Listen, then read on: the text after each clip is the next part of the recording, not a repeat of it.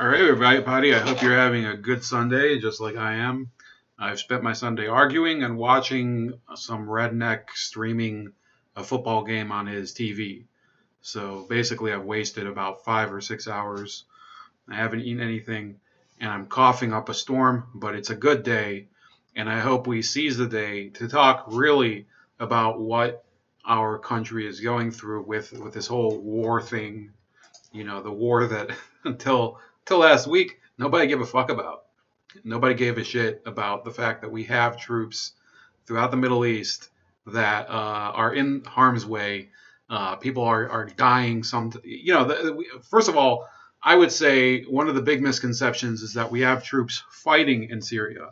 The reality is, if we do have troops fighting in Syria, they would not be authorized to do so because the mission is strictly in it's contained to the two roles of support and technical advisory, technical guidance for the Syrian Kurdish forces. I think they're called the Syrian Defense Movement, Syrian Defense Forces.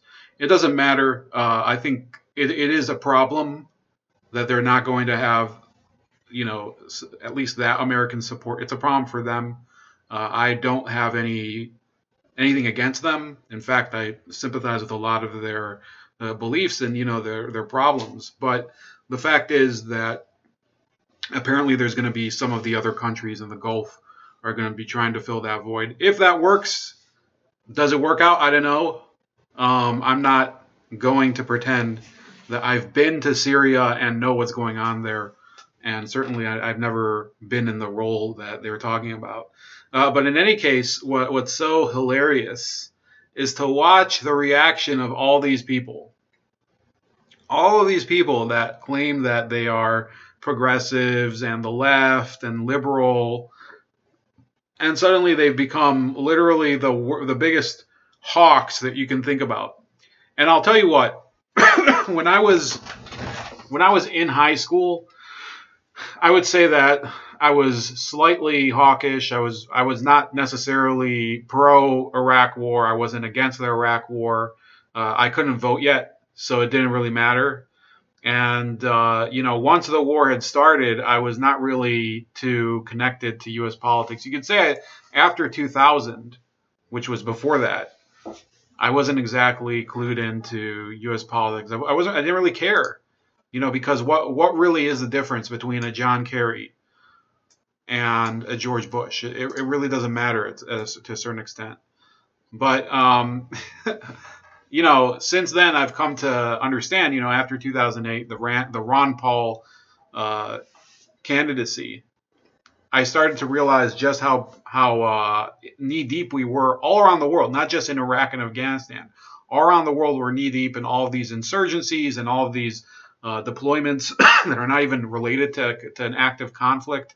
Places like the Philippines, we had been, I don't know if we still are stationed in the Philippines, but we had been stationed there for decades, if not longer.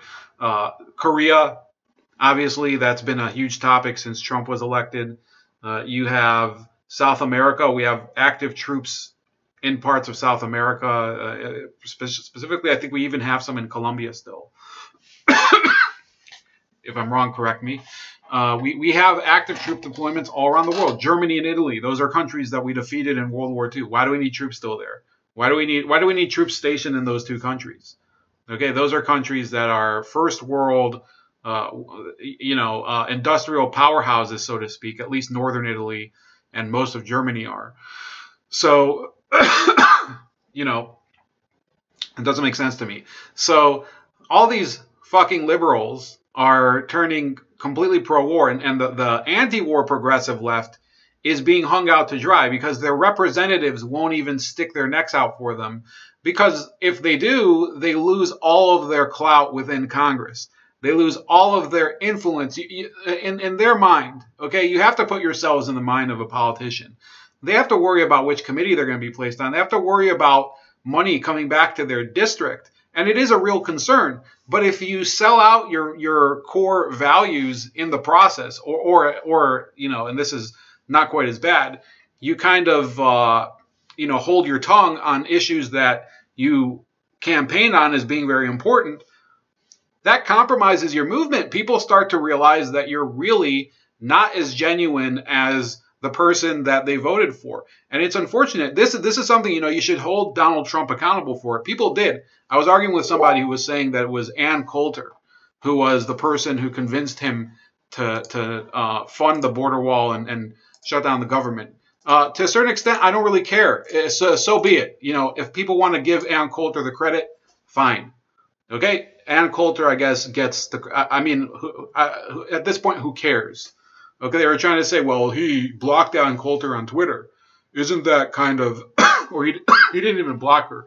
He unfollowed her because she tried to like ream his ass on the border wall.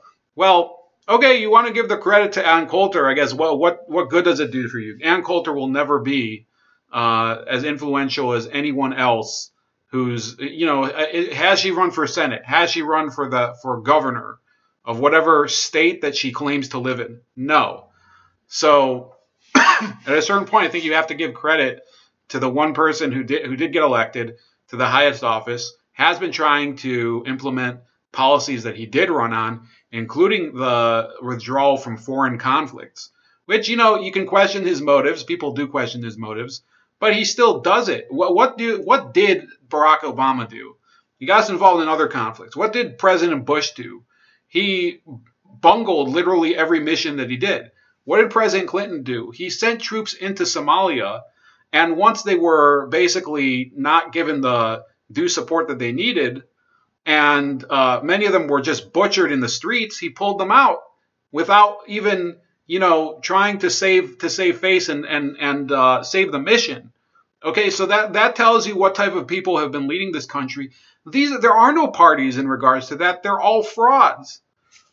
Did Bill Clinton lead to a peaceful reality in the Balkans? Partially. Yeah, I think you have to give him credit for that. But other than that, he was a failure in regards to whatever military interventions he was in. I think in some respects you have to say this is a real moment for me. Okay, of the presidents that we've had since Reagan, the one that's been the most successful in terms of not getting involved in too many foreign interventions would still have to be President Clinton. Up until now, President Trump, I think, could be he could have the golden ticket. I don't know. We can't let him just have a free pass on everything, but I think that this is definitely a positive development. But here's Kyle Kulinski talking about the issues with Trump leaving only 7,000 troops in Afghanistan. And I think he brings up some valid points. Got some breaking news here that I have to share with you guys. So the New York Times and the Wall Street Journal are both reporting that Donald Trump has announced he will be reducing the number of troops in Afghanistan from 14,000, that's the current number, down to 7,000. So he's cutting the troops in half. Now, apparently this decision was made at the same time that he decided we're going to get out of Syria, but the news didn't break until now, which leads me to believe that somebody behind the scenes was telling him, hold on, let me try to talk you out of it, let me try to convince you, and he heard him out, or they tried a last-ditch effort, and he said no. Also, Secretary of State, or excuse me, Defense Secretary, I should say, Secretary of State is Mike Pompeo, Defense Secretary Jim Mattis is now out. Why is he out? Well, the timing would lead you to believe he disagrees with President Trump and his commitment to now get us out of Syria and cut the number of troops in Afghanistan in half. Good riddance. Bye-bye, Mattis. I don't care. This is an issue where we have to say, fair is fair. We're issues-based. If you actually get us out of Syria, and if you actually get us out of Afghanistan, I totally agree with that. Now,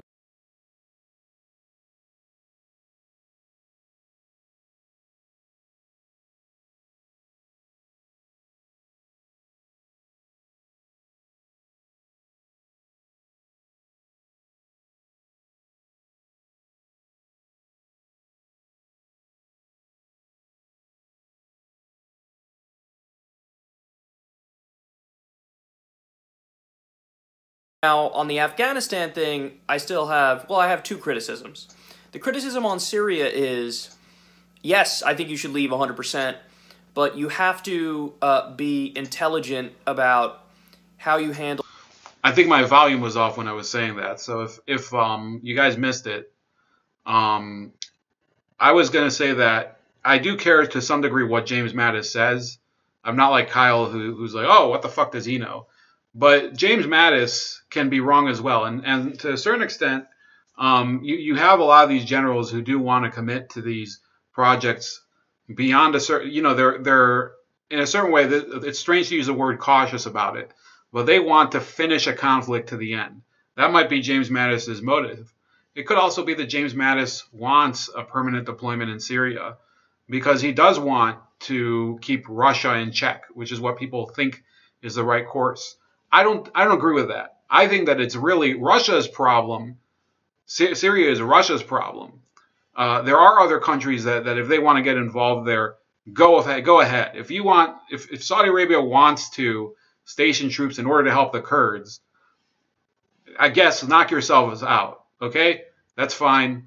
If you have other countries that want to contribute to it, the United States is not really going to be able to long term maintain the status quo there without losing people, without having people. You have to remember, people on long deployments might not even die from combat injuries or engagements. They might even die from all sorts of things like suicides, accidents, things like that.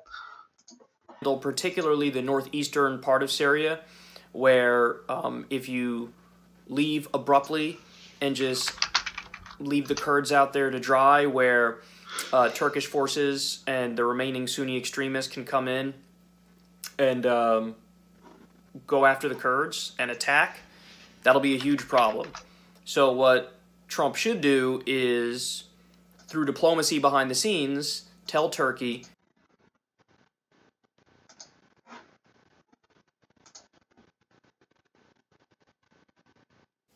got some breaking news here. Sorry but about Obama that. and George W. Bush did this too, where it would yo-yo. They would, the troop levels would increase sometimes and decrease other times, and that's not good. We should just get out. So I'm a little sketchy on the details for this one, because if he was convinced by somebody in the Pentagon or CIA or wherever, oh, you got to keep some troops there, and so he's only cutting them in half, well, that's a recipe for... Yeah, that's weird. I see Mr. Wazzo is saying that I have two streams going. I don't know how to explain that. I can only press the button one time. That is very, very strange. That might be why I'm having like bad speed here. Let's see if I can refresh that. Got some breaking. But overall, it's good news. We absolutely should get out. And in Afghanistan, it's good news, but it's only half good news because it's only half getting out. But still, credit where it's due. Drawing down the troops is definitely the right thing to do. And the saddest part of everything that's been happening in the past few days is watching corporate media and the corporate Democrats shit the bed across the board. And here's why, guys. It's just utterly apparent they don't believe in anything. They don't have any principles, and they don't have any actual political positions. You guys know my actual political positions, because I push for them relentlessly. I believe in the stuff that I talk about. So when I say I want the minimum wage to be a living wage and I want it tied to inflation, that's what I mean. So I don't care if, fucking President Charles Manson somehow got us a living wage tied to inflation. I'd be like, you know what, on this particular issue, Charles Manson kind of knocked it out of the park, didn't he? So when you don't believe in anything, you look like pathetic, petty, hypocritical idiots. And that's what's happening right this second. That's exactly what's happening right this second with MSNBC, with CNN, with the corporate Democrats. They don't have a principled position on war. As of right now, they're doing the mirror image of what the Republicans did to Obama. Hey, whatever that guy's for, I'm against. Whatever that guy's for, I'm against. What happened? Obamacare was originally a Republican proposal made by the Heritage Foundation. It's a right-wing plan because it keeps the for-profit health insurance companies in control. That's not the left-wing plan. The left-wing plan is Medicare for all. It's single payer. So Obama did a right-wing plan. It was Mitt Romney's plan. It was Newt Gingrich's plan. It was the Heritage Foundation's plan. And all of a sudden, all the Republicans went.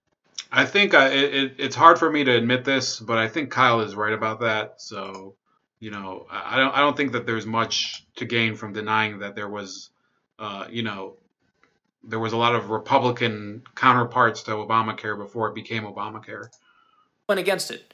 They didn't get a single Republican vote. You want to know why? Because they're a bunch of fucking idiots who define themselves as not just what the corporations want them to do, but also, I'm just, whatever that guy is for, I'm against.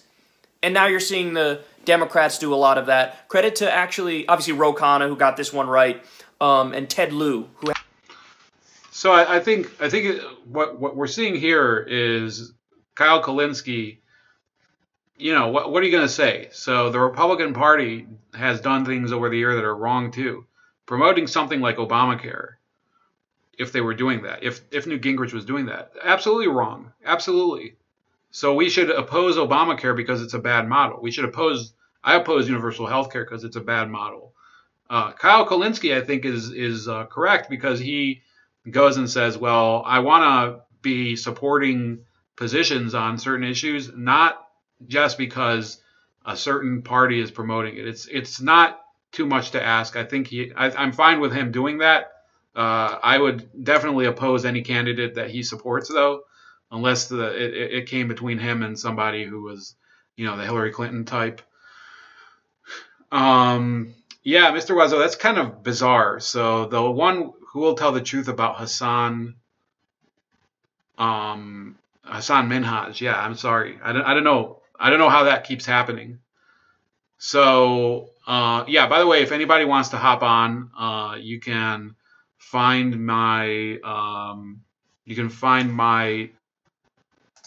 what's it called? You can find me on Hangouts. Some of you know me from Hangouts anyway, so let me know. You can ping me or something. Let me know in the chat if you're hopping on, because, you know, I'm kind of free for the next 20, 30 minutes at least. So, yeah, I think that there's really a gulf between the statements that the Democrats make on certain issues and their actions. And then it just shifts with according to what Trump supports. It doesn't really hold true to what happens with regard to their own position. Okay, they don't have a position on border security. Their position on border security is whatever Donald Trump's position isn't. They don't have a position on, you know, the opioid crisis. Their position is to criticize whatever Donald Trump is doing, and that's a bad thing, because you might want a different idea. There might be two plausible solutions to the same problem. Who happened to get this one right, who I was actually surprised by. I was not expecting him to get it right on Syria. But honestly, corporate media has been the worst. They've been insufferable. They've been unbearable. I haven't, in not a single segment on Syria, mentioned that the war is illegal. It's illegal. We haven't declared it. We're doing an offensive war against a country that didn't attack us. It's a quagmire because we're on both sides of the war. We funded Islamist extremists. Our so-called moderate U.S.-backed rebels beheaded a child. They don't tell you any of these things. They don't tell you any of these things. He's doing Putin's bidding. This is what Putin wants, so therefore we should be on the other side of it. So let's do endless war everywhere forever. And I'm sick of it. I'm sick of it. I can't... And listen, they're doing the same shit on Afghanistan, man. Really? A war we've been in for 17 years and we have nothing to fucking show for it? And now corporate media is saying it's a good thing and we should be there because the fucking idiots in the CIA and the Pentagon are saying that we should be there? No. Trump is 100% right. The only problem here is you need to go further. Get out of Afghanistan fully. Don't keep 7,000 fucking troops there. Okay, so I don't know if Trump is 100% right. I think we have to still, you know, maintain a little skepticism, but, you know, I think it's to Kyle Kulinski's credit that he's able to hold true to his position. You know, if you suddenly decide that you trust the CIA, FBI, the Defense Department after all these years claiming that they're full of crap, then you don't have any foundation to your belief system. It's really just, and by the way, you know, the Mattis file, which is the story that I worked the hardest on in 2018, it's a story that I'm, you know, I still feel bad because it didn't really catch. That involved somebody who was a huge. He claimed to be exposing a lot of CIA malfeasance and dirty tricks during the Iran-Contra era. And today he's basically parroting CIA propaganda, John Mattis. So I think Kyle's saying exactly what I would say in this situation. Get out. Get out, get out, get out, get out, get out, get out now. Do it. So credit where it's due. I hope he goes further. So we've had a couple wins this week.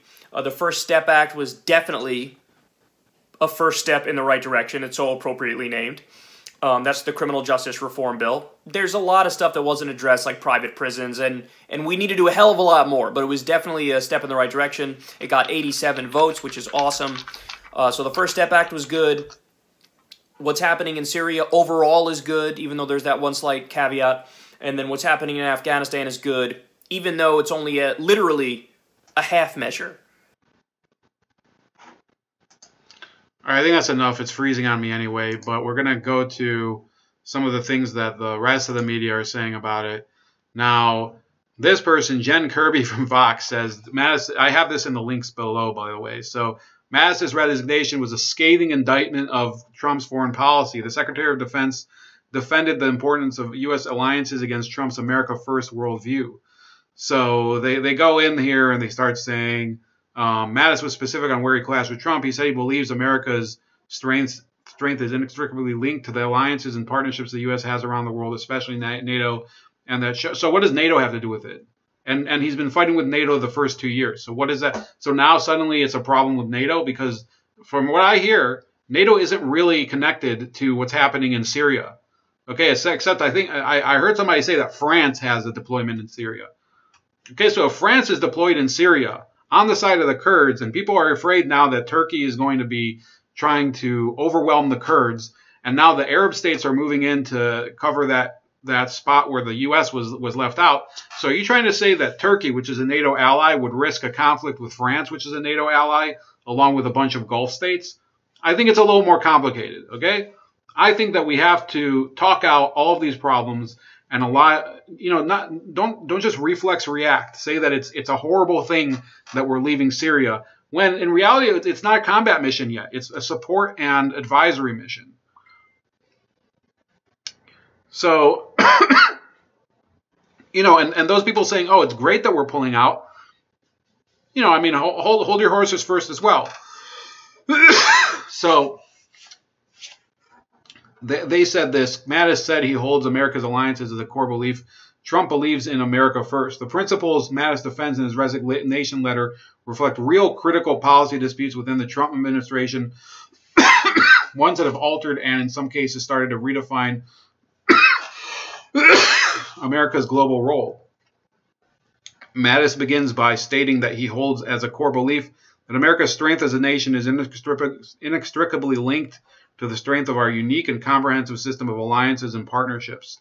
While the U.S. remains an indispensable nation in the free world, Mattis continued, we cannot protect our interests to serve that role effectively without maintaining strong alliances and showing respect to those allies. So then she starts to prognosticate. She says, Mattis says the mention of respect is a particularly biting statement. Trump has traded barbs with some of America's closest allies, creating tension that is both needless and counterproductive. He has picked public fights with Canadian Prime Minister Justin Trudeau over NAFTA. Okay, he's picked public fights with them, and then he agreed to a new deal. So what about that part? With French President Emmanuel Macron over the Paris Climate Accords and domestic unrest in that country. So how is it Trump's fault that Macron is such an incompetent boob that he's losing control of his country, and we might have a new French Revolution? So that's Trump's issue. What would you say in that situation? With British Prime Minister Theresa May over her Brexit plan, and with German Chancellor Angela Merkel over. So let's go through the list again after I finish this paragraph. Over Germany's NATO military spending and dependence on Russian oil and gas. So let's look through the list. You have Justin Trudeau fighting with him over NAFTA. That was seemingly resolved with the new U.S.-Canada-Mexico agreement. You have Macron over the Paris Climate Accords, which are basically a joke, and the fact that France is falling apart. It's coming apart at the seams. There are military leaders in France now that are saying, well, Macron over his, signing the Marrakesh Accord, which, just my stupid opinion, is somebody who you should tune into his channel. He has a lot of interesting info about that. And I'm probably going to be talking to him in the next couple of days about it. In fact, he just texted me. But the fact is that you have this willingness to excuse other leaders for their retarded performance, whether it's Macron, whether it's Justin Trudeau. You have Theresa May, who's a laughingstock in her country. Most of the Vox people would probably be in agreement that she's not even going to win the next election against Jeremy Corbyn. TM Ryder says, I know, I have no idea how that's working. It doesn't make any sense to me. Let me see if there is some sort of setting that I triggered that might have done it. I don't know, guys. I don't know how there's two different streams going. It might be a good idea. So this is the real stream. I'm sorry, but I don't know. Like 5 other people have asked me. So then they go through. So we said Trudeau, Macron, Theresa May, and Angela Merkel, the woman who, they're criticizing him all the time over how Trump supports Russia. But now it's suddenly his fault when he calls her out for buying all of her oil and gas for Germany from Russia. So it's for Vox, when Trump is wrong, Trump is wrong. And when Trudeau is wrong, Trump is wrong. And when Macron is wrong, Trump is wrong. And when Theresa May is wrong, Trump is wrong. And when Merkel is wrong, Trump is wrong. So it's a very easy pattern to process in your brain. I mean, it's pretty ridiculous. I don't think that it's unethical for newspapers to criticize Donald Trump, but why do they have to pick topics that are such easy ones to show that they have no principle behind? So this is the same thing they did when Rex Tillerson resigned. And I respect James Mattis. I think Rex Tillerson was a mistake to begin with. I said Trump shouldn't have appointed Rex Tillerson at the beginning. I said, why is our foreign policy going to be governed by oil companies, by this disgusting deep state stooge, this guy who is a Common Core supporter, one of the top Common Core supporters. He was right there with Bill Gates. So answer me that question. So I opposed Rex Tillerson when he was nominated, and when he was fired, I said, fantastic. That's the best news the entire year. What was it, last year? It might have even been this year.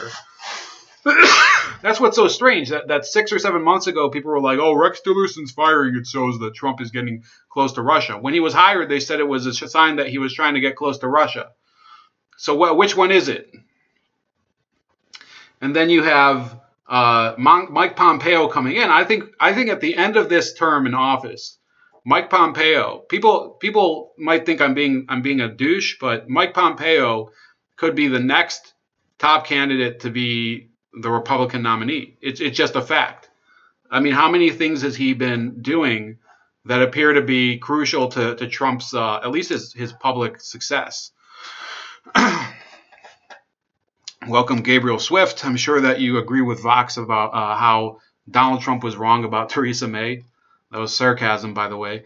Trump will reportedly remove 7,000 troops from Afghanistan, so that's her. She says the timing of this is also odd. The U.S. is currently attempting to broker talks between the Afghan government, which the U.S. backs, and the Taliban. The Taliban has long wanted the U.S. to leave Afghanistan before any peace talks, and the group may consider this a victory ahead of any potential discussions. So, I think we do have to consider what's going to happen there, but there's other ways to support Afghanistan besides putting our troops there. There's other ways. I think the way that it's been going hasn't really helped.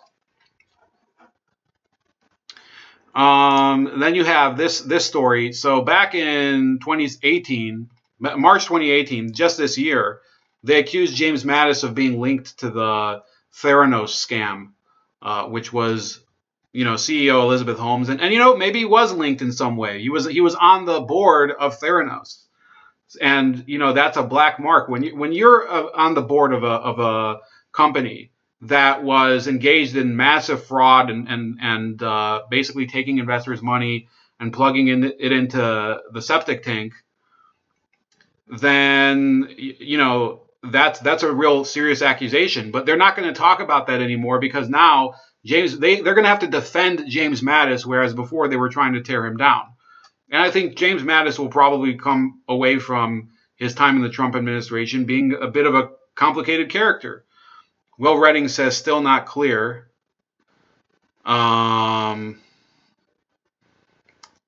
Is he asking? He's asking if Trump is wrong. I'm not saying Trump is wrong. I'm saying that you have to look at it from an angle where consider all the possibilities that are happening that are going forward. Okay, if Trump can ensure that the mission that we were engaged in Syria, which was support and advisory duties, if we're able to ensure that another country can fulfill those, then this isn't as bad of a move as the deep state people are talking about.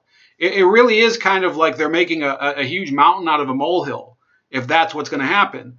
Okay, we don't have to necessarily say it's the best thing in the world, and we don't have to say it's Armageddon, right? I mean, what's the problem? Can't we, I think you guys would all agree that we're in a zero-sum game now where every single event that comes out of the White House has to be treated as either the MAGA people say, well, this is amazing, winning, are you tired of winning or anything? And then the media says, well, this is him basically wrecking the foundations of our country. He's destroying. Notice the word that they always use, the expression they always use. Sorry, they always say he's destroying the institutions of our democracy. What the fuck does that even mean? They don't respect the institutions of our democracy. You had Mika Brzezinski saying, in fact, that the media's job was to tell the American people what to think. So do they respect the institutions of democracy? I don't think so. Got a link, Bold? Link to what? You want to have a Hangouts chat? I can send that to you. Let me see here. I think I can find memes on the server.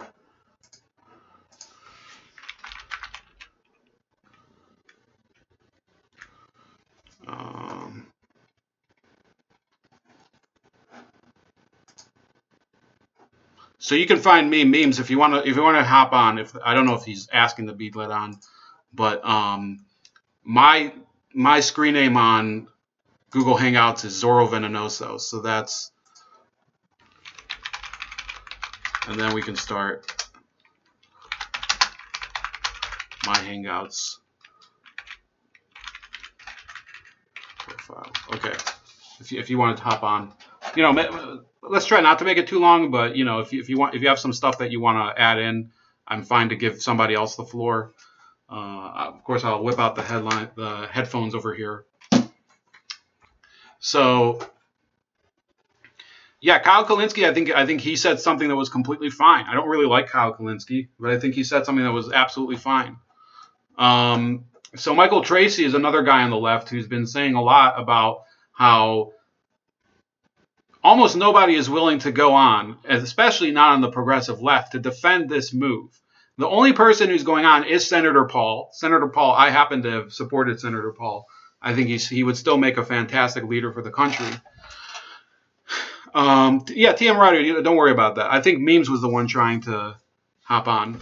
If you guys don't want to come on to here, then that's fine. But let me see here. Yeah, I don't have anybody new coming in here, so again, if anybody wants to hop on, that's my screen name in the chat. You can see here, Zorro Venenoso, and just come in and put in your say your piece, whatever. So Michael Tracy also used to be at the Young Turks. I think he has a fantastic take on this, and in fact, Alexandria Ocasio-Cortez is going and saying that she's making these tweets. Okay, let's not pretend that Alexandria Ocasio-Cortez, we shouldn't focus on her all the time. I think she's really gunning for people's attention, and the more attention we give to her, the more time we're wasting. I mean, it is fun, and I share the memes too, but really she's made a joke out of herself. She says the age difference between myself and the oldest House members is around 60 years. For better or worse, young people will live in the world Congress leaves behind. That's why I focus on our future, addressing climate change and runaway income inequality, ending school-to-prison pipelines, etc. So that's a very funny tweet because she's trying to say, well, people who are over 60, they don't necessarily care, right? If you have somebody like John Conyers, who recently had to resign in order to let somebody else run for his seat because of sexual harassment claims, okay, so she can make the case that he doesn't care necessarily about the future of the country. I think she's making a kind of an assumption there, though. There are some people who are, so therefore, does Bernie Sanders, who's almost 80 years old, does he not give a fuck about the future of the country? Because he's about, let me see, she's 29, he's 77, he's 48 years older than her. So what's she trying to say there? Okay? What's she trying to say? So Tracy says, what's your opinion on the withdrawal of U.S. troops from Syria? She doesn't respond to him. Michael Tracy, only about a year ago was a more important person in the media than Ocasio-Cortez. She's the new person. And what's she done with her position? Has she advocated for withdrawal from these foreign troop zones? Not so much. Not so much at all. Let's see what Tulsi Gabbard has said. I think she did say something about it, at least on her Twitter. So, she supported the mass incarceration bill. I don't see anything from her about the Syria withdrawal. Anything on her Twitter. Maybe she issued something elsewhere. So I think there's a lot of disingenuous bullshit from these people. Memes of destruction. I'm looking for it. Let me see if I can find you. Okay.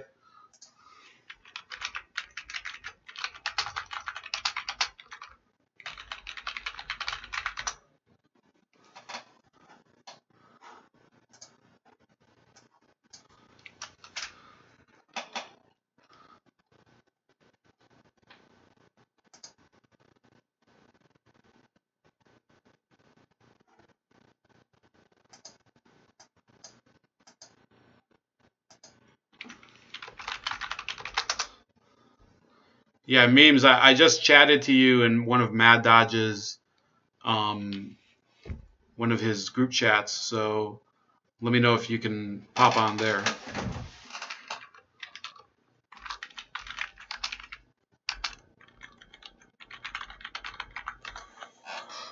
So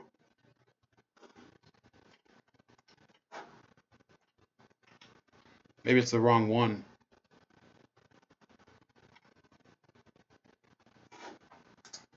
Or maybe I should just try on Discord. That's probably the best. I've never had actually memes on by himself, so it'll be interesting. I don't even know if I've ever had him at all. So I know he's on my server, so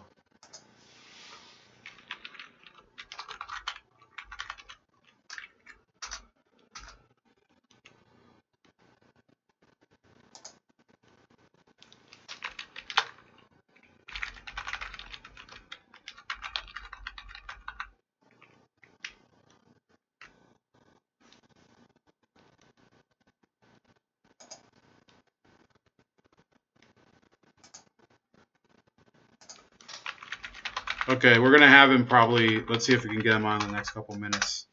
So, Oops Company, y'all have a beautiful and blessed evening. Thanks, Will Redding. Thanks for tuning in. I know he tunes in a lot to some of the coincidental celebrity calls to Anthony Brian Logan. So I'm happy that he could tune in today for a live stream. You also have Alan Turner, thanks here. Kotex is not communist police status. I don't know who that is.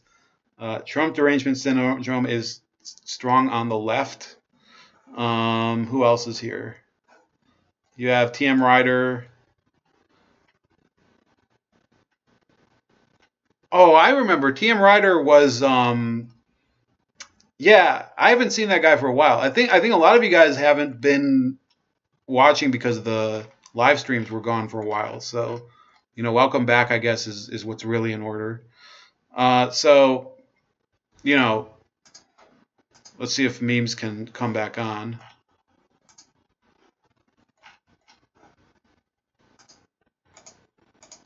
What's going on here?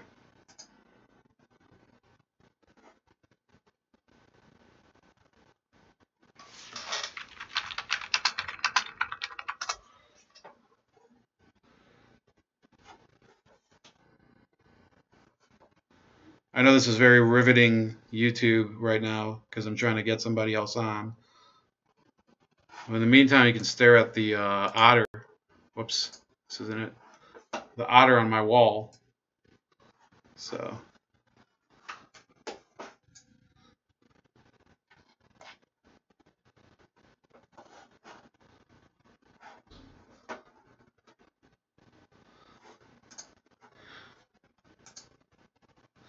Come on, memes. I think we're going to lose the crew because... Oh, here we go.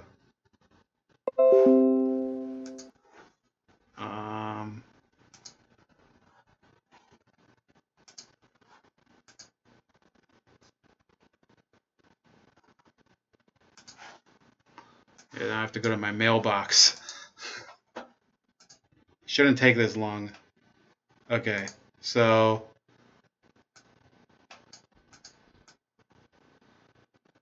We're finally going to get him on.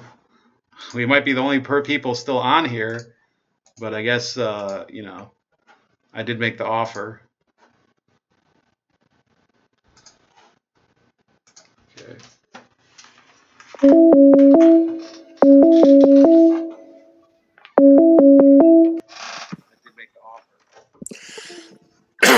What's up, memes? You hear me?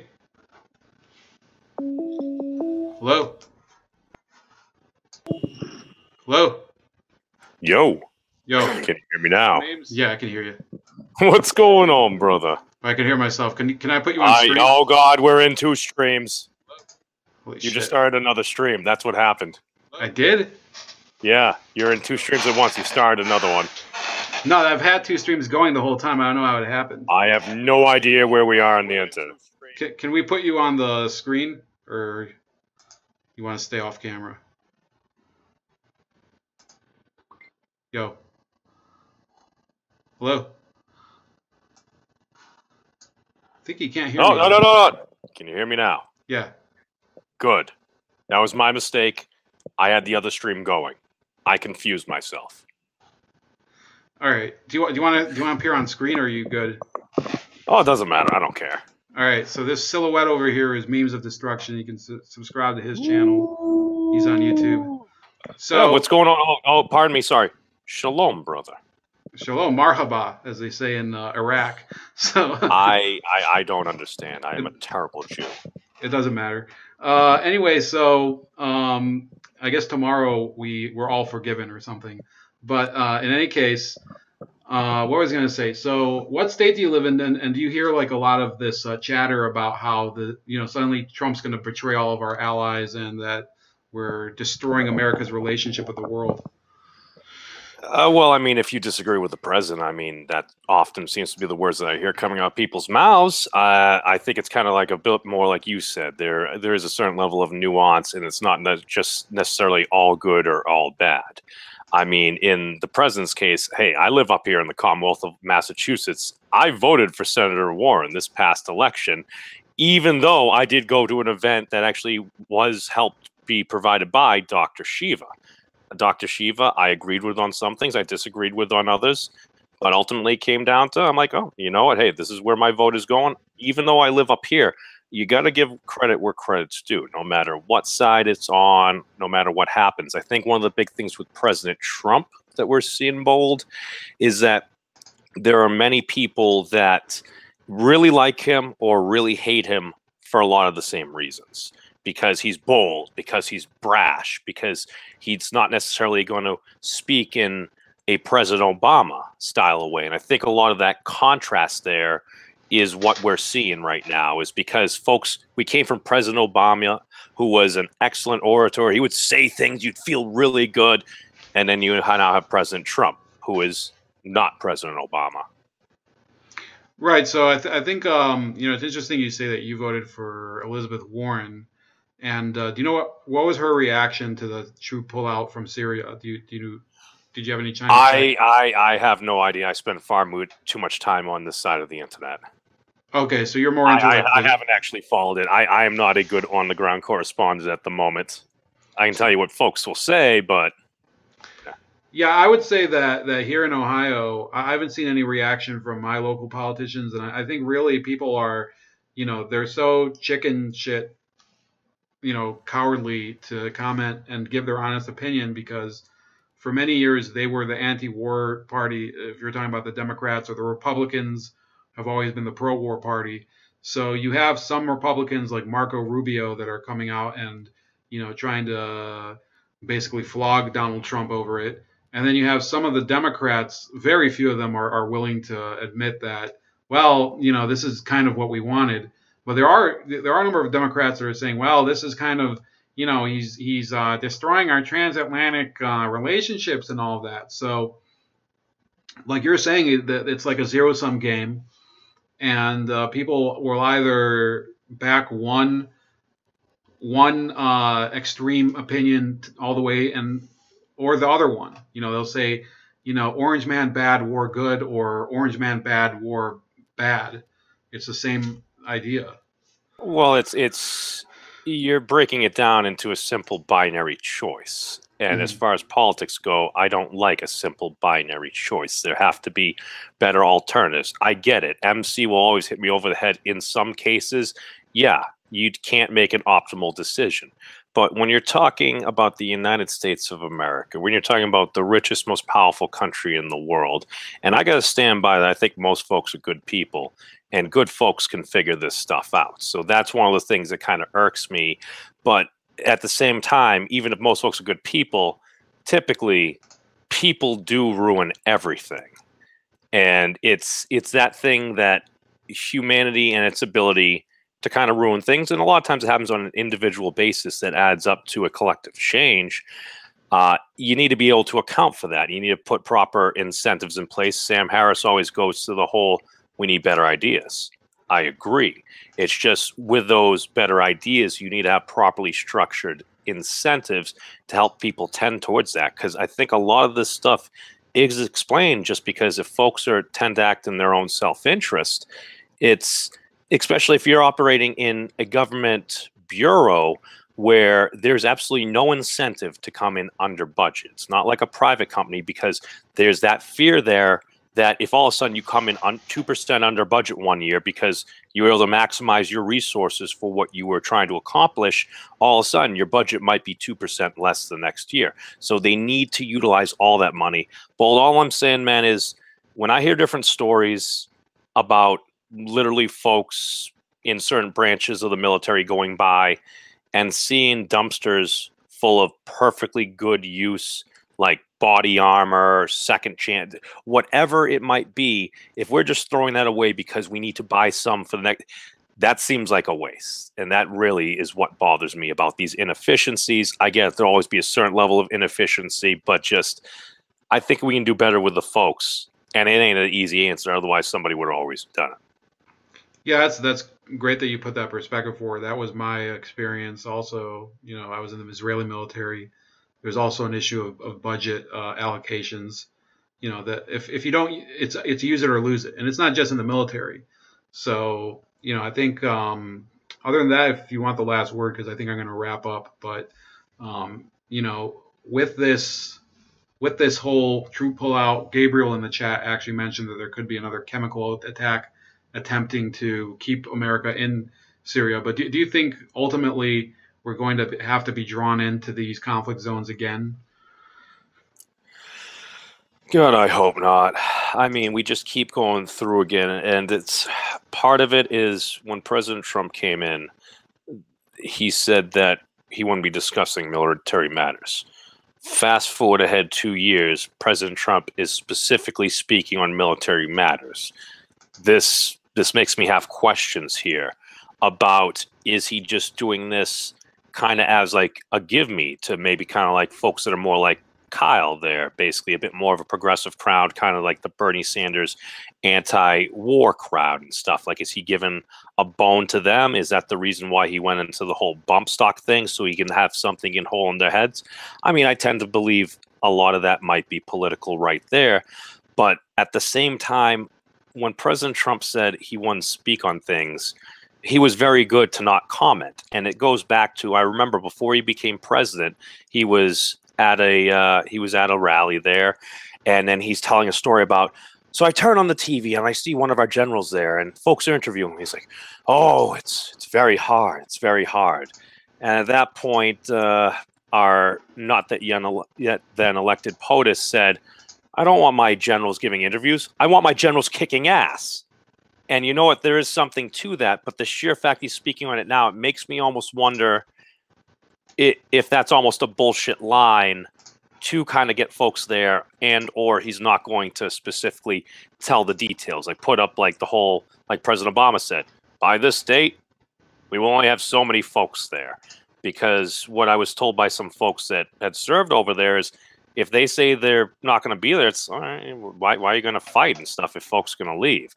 So it's one of those things where I have some questions on it, and I am sad to see General Mattis go, because there's something about having a guy named Mad Dog there, along with the fact that his other name was the Warrior Monk. And just, he seemed to be a guy that a lot of folks cared about and respected. So sad to see him go, but hey, got to take care of the country the best we can.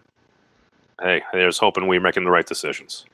Yeah, so that was the last word from Memes, and you can find him on YouTube. And thanks for hopping on. Also, Mad Dodge Productions was in the chat. Both of them are on Mad Dodge's channel periodically. I think, I don't know, he does it almost every day, right? The Red Eye? Yeah, it's basically a nightly thing. I think he does the Civil War discussion with MC tonight. Oh, okay. So, yeah, you can find their channel. I've been on there a few times, not able to come in as often as I used to because of my work schedule. But other than that, thanks for everybody for joining. Gabriel, Mad Dodge, Memes, Will, who else? Did I miss anybody? TM Rider, Mr. Wazo, and I don't know what the hell was that thing with the 2 streams. But anyway, have a great Sunday, and also Merry Christmas if I don't see you guys until later. Take it easy, Memes.